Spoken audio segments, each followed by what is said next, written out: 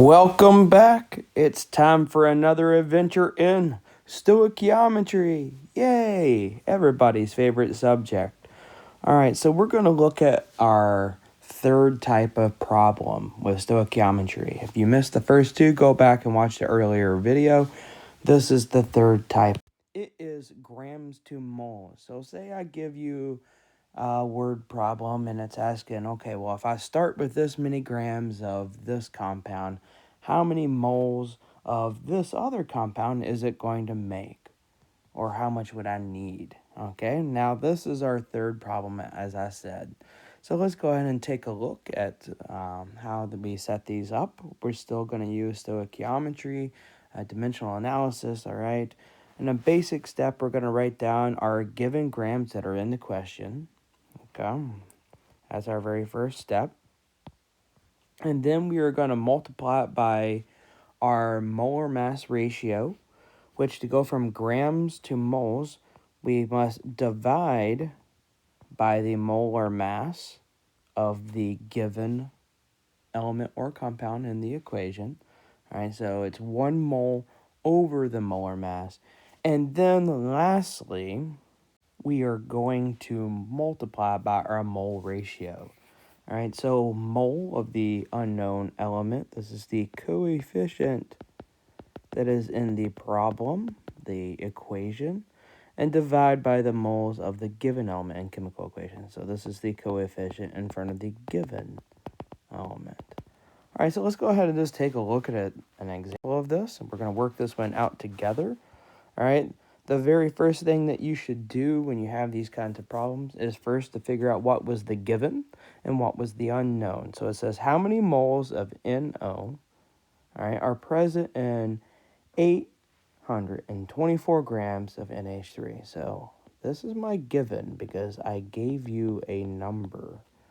All right, and then the how many moles of NO, this is going to be my unknown because I am asking about it. So I'm going from grams to moles. That's how I know it's type 3 because my given is grams, my unknown is moles. So I'm going from grams to moles. So we're going to go ahead and set this problem up. And if you really want to pay attention to this right here, this is how I'm going to set it up. And it's just basically plug and chug at this point. All right, so the very first thing that we do is write down the given grams in the question, which was 824 grams of NH3. All right, and now we're already going to go ahead and multiply it by the first ratio. Okay, now if you want to go ahead and put the little multiply symbol like I did right here, or if you want to do the little train tracks like this one right here, that is fine. You go ahead and do whatever makes you comfortable, but it's still the same math, all right? It says I need 1 mole of the given element or compound in this case. So it is just 1 mole. It says 1 mole, so you write down 1 mole of NH3. And then you divide by the molar mass. So the molar mass of NH3 is 1 nitrogen, 3 hydrogen, so 14.01 plus 3.03. I got 17.04 grams NH3. So every 17.04 grams, that is 1 mole.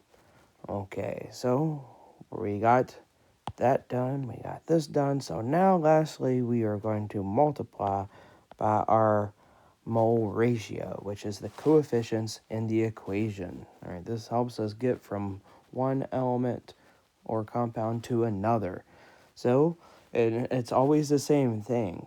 Okay, the unknown coefficient is up top, and then the known or the given coefficient is down at the bottom. So unknown is NO. If I look at my word problem, right, the coefficient in front of it is 4. So that's what needs to go up top here.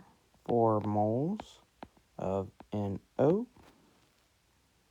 And then the given coefficient is down at the bottom. And so I take a look at that. For NH3, well, what do you know? I see that is also a 4. So I write 4 moles of NH3.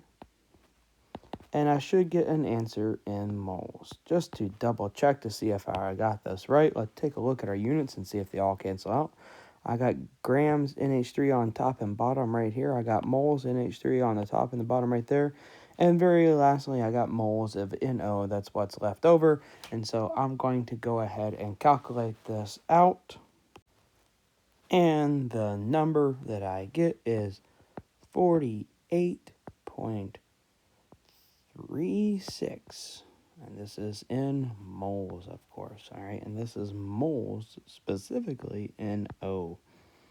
Okay, so I did the math, I worked it out according to this, and I will get the right answer using stoichiometry.